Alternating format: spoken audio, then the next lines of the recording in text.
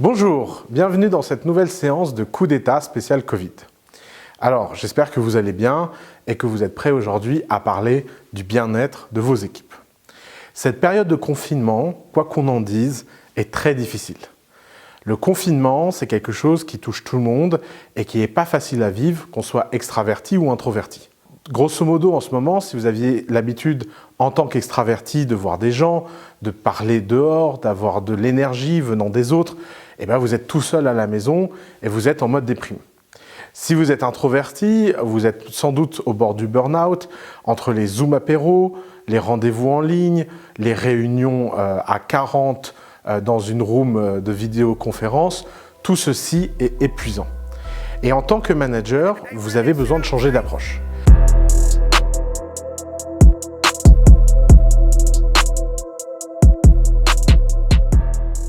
Alors le Covid pose deux challenges.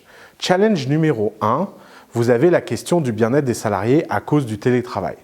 Le télétravail a des avantages, mais a aussi des inconvénients. Et l'un des inconvénients principaux du télétravail est l'isolement et le fait de ne faire que travailler. Faire des pauses, c'est beaucoup moins évident quand on est en télétravail. Et en tant que manager, vous avez besoin de faire comprendre aux gens qui bossent pour vous que ceci est un marathon. Alors, est-ce que le confinement finira le 11 mai ou est-ce qu'il durera plus longtemps? De toute façon, aujourd'hui, on ne sait pas vraiment. Mais ce qui compte, c'est que le confinement finisse le 11 mai ou plus tard, c'est une période pendant laquelle vous devez être proactif dans la gestion de vos employés. La deuxième chose, c'est que le télétravail pose un challenge en termes d'organisation et de communication. Énormément de choses qui avant étaient implicites nécessitent maintenant le fait de les exprimer de façon explicite. Vous ne pouvez pas compter sur la communication informelle.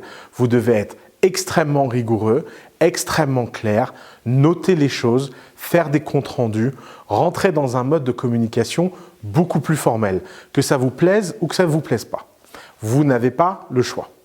Et ceci pour une raison simple, c'est que ce confinement attaque le bien-être et la motivation des gens. Alors, il y a deux grandes cases dans la population. Il y a les gens qui sont célibataires ou en couple sans enfants et les gens qui ont des enfants. Soyons honnêtes, les gens qui ont des enfants et qui sont en confinement en ce moment, vous pouvez diviser par deux leur productivité habituelle. Si vous êtes manager et que vous espérez que le fait qu'ils aient des enfants n'impacte pas leur travail, vous êtes complètement dans le rêve, vous êtes dans l'illusion, ça ne fonctionnera pas. Vous avez besoin de comprendre que leur productivité va être impactée par le fait qu'ils aient des enfants. C'est comme ça, c'est la vie, vous devez le prendre en compte comme facteur. Ensuite, à l'inverse, les gens qui sont seuls ont plus de productivité, c'est sûr, mais ils ont comme problème de ne pas se rendre compte qu'ils s'épuisent. Le fait de télétravailler est épuisant. Par exemple, moi je l'ai vu à The Family avec des gens qui envoient des messages à 2h30 du matin, des gens qui travaillent le dimanche, le samedi, alors qu'avant ils avaient une vie sociale. Sur le coup, en tant que manager un peu cynique, vous pouvez vous dire « Ah ben c'est formidable, ils travaillent beaucoup ». Le problème, c'est que ce n'est pas tenable. C'est comme courir un marathon à la vitesse d'un sprint. Vous finissez par être épuisé et surtout à un niveau d'épuisement où vous ne pouvez pas revenir en arrière. Il est donc extrêmement important pendant ce confinement de prendre soin des gens, de prendre des nouvelles et d'instaurer des one-on-one de bien-être. Vous avez absolument besoin de parler à tous les gens de votre équipe au moins une fois par semaine pour voir comment ils gèrent psychologiquement ce confinement. Est-ce qu'ils sont à l'aise avec la situation? Est-ce qu'ils ont des peurs et des angoisses que vous pouvez traiter? Et simplement leur montrer que vous tenez à eux et que vous prenez soin d'eux. C'est extrêmement important parce qu'il en va de la vie de votre entreprise. Alors, au-delà du fait que c'est, je pense, la bonne chose humainement à faire, si vous réfléchissez en termes d'intérêt à long terme pour votre entreprise, vous êtes dans un moment où vous devez solidifier et intensifier les relations. La fin du confinement va être une période de reprise et il faut qu'à cette reprise, les gens ne soient pas épuisés. Ça ne sert à rien que tout le monde finisse en burn-out pendant le confinement si à la sortie du confinement, personne n'a l'énergie pour redémarrer et faire les efforts nécessaires à la reprise économique. C'est pourquoi il faut pendant ce confinement faire extrêmement attention au bien-être de vos salariés. Plus généralement, le bien-être de vos salariés passe aussi par leur environnement et passe aussi par ce que vous pouvez faire pour rendre leur confinement plus agréable. Alors, les entreprises sont très inégales à ce sujet-là, mais par exemple, dans les bonnes pratiques de notre portefeuille, pour les startups qui ont levé un peu de fonds et qui ont les moyens, un certain nombre de nos startups ont pris des Airbnb plus agréables que les appartements habituels de leurs employés pour leur permettre d'avoir un environnement sûr ensemble dans lequel travailler. Ce n'est pas un très gros coût, ça peut faire grandement la différence et ça peut donner à vos employés un environnement de travail beaucoup plus productif et beaucoup moins déprimant qu'être seul, tout seul, dans un 20 mètres carrés à Paris, sans fenêtre, et dans lequel il est très très dur de rester sain d'esprit. Alors, il y a d'autres possibilités, par exemple d'organiser des points d'équipe réguliers, de réunir tout le monde. Par exemple, Alice, tous les matins, fait un 15 minutes avec toute l'équipe, simplement orienté sur l'énergie. Qu'est-ce qu'on va faire? Qu'est-ce qu'on fait? Et d'essayer de communiquer avec les gens le fait que les to-do journalières doivent être faits et que si quelqu'un n'arrive pas à réaliser ces to-do, de pouvoir s'impliquer dans pourquoi, comment et de pouvoir ainsi l'aider. Évidemment, c'est extrêmement dur de garder le moral dans cette situation, mais ce n'est pas impossible et c'est votre rôle en tant que chef d'entreprise d'aider les gens à le faire. Alors, il y a un autre aspect que vous devez prendre en compte durant ce confinement, c'est tout simplement que les perspectives d'avenir sont extrêmement floues.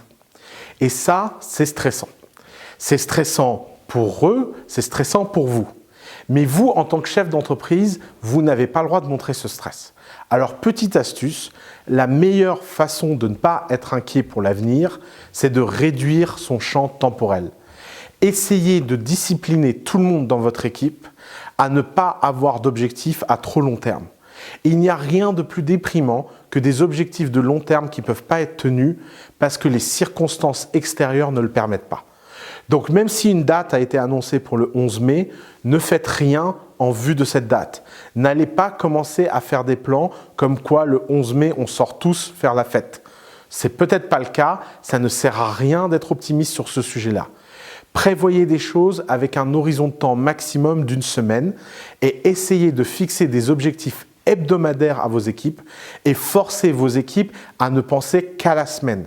En réduisant la temporalité et en concentrant les gens de votre équipe sur des temporalités courtes, vous allez leur permettre d'avoir un sentiment d'achievement et de résultat. Et ce sentiment de résultat et d'achievement est super nécessaire en ce moment. Parce qu'il permet de garder le moral, il permet de garder le sentiment qu'on avance, il permet de garder le sentiment qu'on fait des choses. En plus, réduire cette temporalité vous donnera énormément de flexibilité. Interdisez-vous les plans sur le trimestre, le semestre ou l'année. Concentrez-vous sur des plans hebdomadaires. Communiquez clairement quels sont les objectifs de la semaine et communiquez clairement où vous voulez amener l'ensemble de l'entreprise avec vous. C'est essentiel à pouvoir faire des plans qui sont adaptables en fonction des circonstances et qui permettent de prendre des décisions fortes et radicales au fur et à mesure des événements. En plus, le fait de réduire cette temporalité permettra à vos employés d'être dans l'action et de proposer des choses qui sont réalisées immédiatement. Rien de pire en ce moment que la procrastination, rien de pire qu'en ce moment le fait de reporter des choses. D'ailleurs, si vous arrivez à faire très bien cette mise sous tension et cette temporalité, c'est quelque chose qui pourra rester pour très longtemps parce que je pense réellement que ce qui fait la différence entre une entreprise qui réussit vraiment et une entreprise qui ne réussit pas, ce n'est pas la qualité des décisions, mais la rapidité d'exécution des décisions qu'elle prend. Et cette rapidité d'exécution, le Covid nous donne une opportunité extraordinaire de la prendre tous ensemble. Ça fait partie sans doute d'un des aspects positifs que cette crise a. Il y en a d'autres. J'aimerais les aborder avec vous. J'espère que toutes ces séances vous ont permis d'avoir un plan clair d'action, de comprendre pourquoi cette crise était importante, de comprendre pourquoi cette crise est si spéciale. J'espère que je vous aurai donné la motivation d'avoir un plan d'action clair. Maintenant, la question, c'est quel est le monde qui nous attend et comment on peut bâtir des opportunités entrepreneuriales extraordinaires dans ce prochain cycle économique qui nous attend.